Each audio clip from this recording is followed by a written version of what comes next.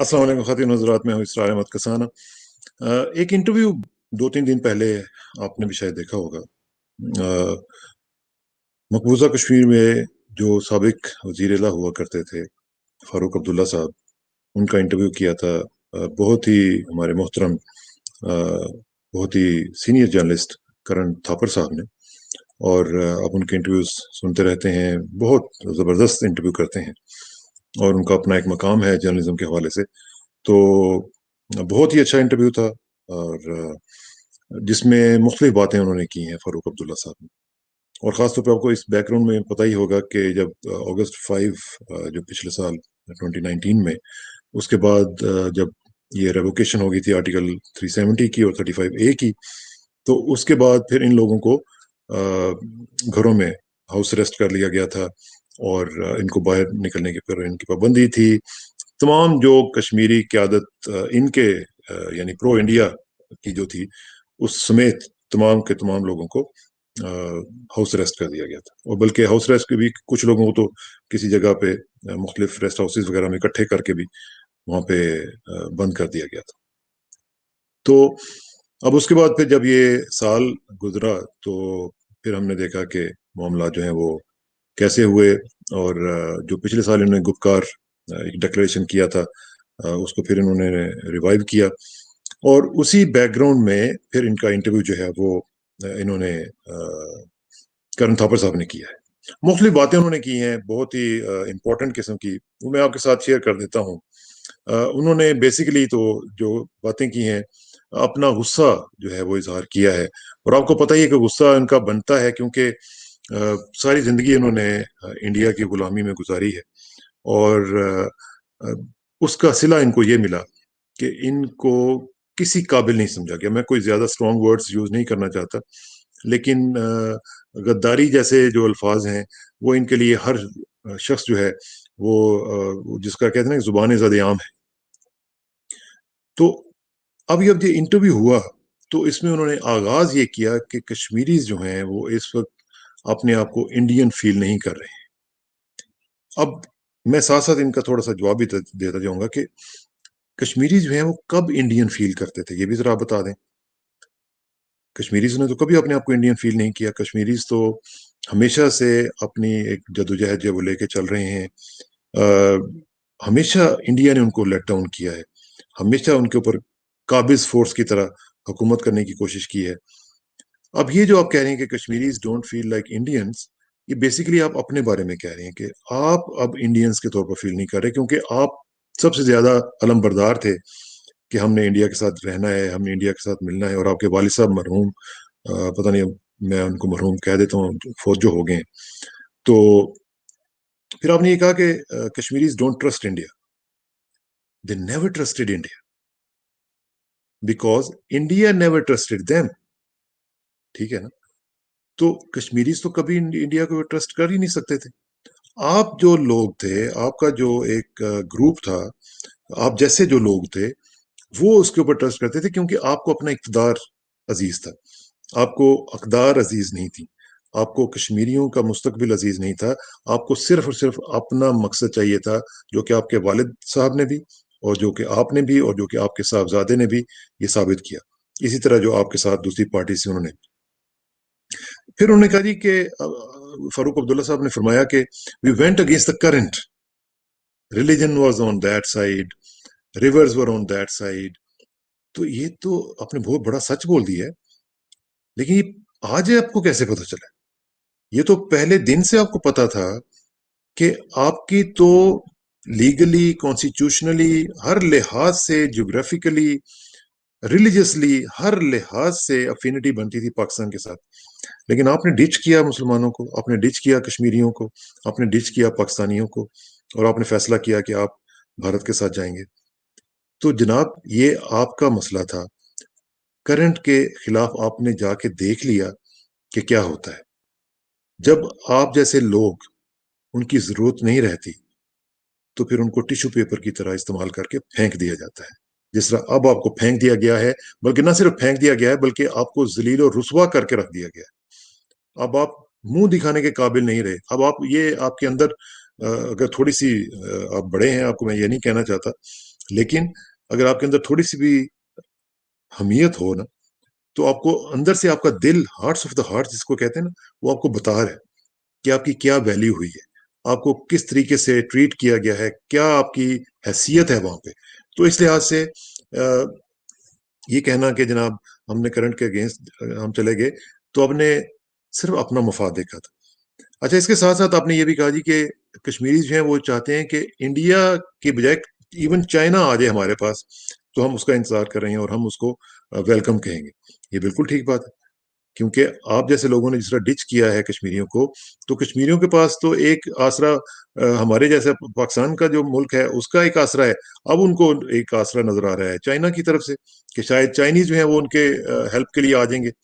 تو یہ جو چیزیں ہیں یہ آپ کو سوچنا چاہیے. آپ خود اس کو مان رہے ہیں کہ ہر سٹریٹ کے اوپر ایک سولجر کھڑا ہوا ہے AK-47 لے کے.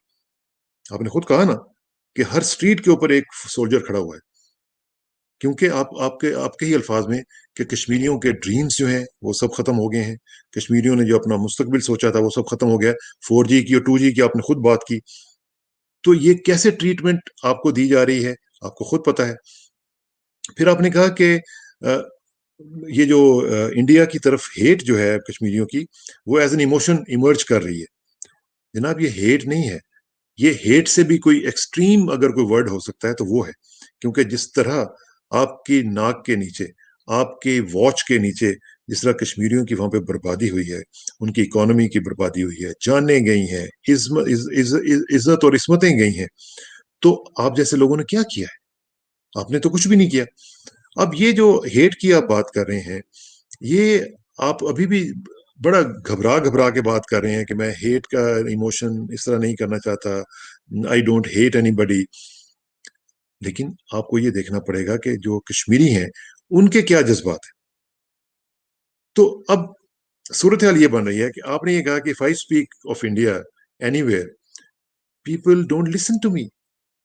Why would they listen to you? They never trusted you as a leader. آپ تو ہمیشہ سے انڈیا کے ایک سرونٹ کے طور پر، آپ کے خود الفاظ ہیں کہ سرونٹ ہمیں سمجھتے ہیں. آپ تو ان کے ریپرزینٹیٹیو کے طور پر، جس طرح باہر سے کوئی آکوپائنگ فورس کا ایک ریپرزینٹیٹیو آ جاتا ہے تو آپ کو تو اس طرح وہ لیتے رہے ہیں. اور یہ آپ نے خود کہا کہ the moment they remove the soldiers from Kashmir، آپ کے الفاظ ہیں کہ the lakhs will come out on the streets. لاکھوں کی تعداد میں لوگ آئیں گے. اور یہ حقیقت ہے، کبھی کبھی آپ سچ بھی بول دیتے ہیں. آپ کو پتا تو ہے کیونکہ آپ وہاں پہ رہتے ہیں، آپ کو اندازہ تو ہے، اگرچہ آپ زیادہ تر دلی میں اور لوک سبھا کے حالات میں زیادہ مصروف رہتے ہیں. لیکن آپ مجھے یہ بتائیں کہ 72 hours before 5 اگست 2019 آپ کی ملاقات ہوئی تھی مودی صاحب سے، آپ نے اس کا بھی ذکر کیا، جس میں آپ نے بتایا کہ کمپلیٹ سائلنس تھا، انہوں نے ذکر تک نہیں کیا کہ ہم کیا کرنے جا رہے ہیں. یہ وہ حالات ہیں، آپ اندازہ لگا لیے کہ کن لوگوں کے اوپر آپ نے ٹرسٹ کیا تھا کہ اتنا بڑا وہ سٹیپ لینے جا رہے تھے، اور آپ کو انہوں نے لفٹ تک نہیں کرائی، آپ سے انہوں نے بات تک نہیں کی کہ کیا ہم کرنے جا رہے ہیں. تو یہاں سے آپ اندازہ لگا لیں آپ کی حیثیت کیا ہے. آپ نے خود بتایا وہاں پہ کہ لوگ آپ کو یہ کہتے ہیں کہ اب بولو بھارت ماتا کی جے. تو کیا نہ کہیں؟ ان کو حق نہیں پہنچتا کہ وہ آپ کو یہ کہیں؟ وہ تو پوچھیں گے نا آپ سے کہ اب بولو بھارت ماتا کی جے، اور اب آپ بولتے رہیں گے. آپ یہی بولتے رہے ہیں نا آج تک. تو اب آپ ذرا اس کے ریزلٹس ڈھونڈیں. وہ ہم لوگ کہتے ہیں نا کہ ہور چوپو.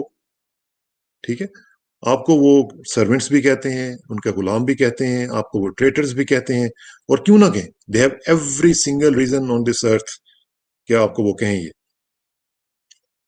اب آپ یہاں پہ یہ کہہ رہے ہیں کہ آپ کا امیج ریوائیو ہو گیا ہے.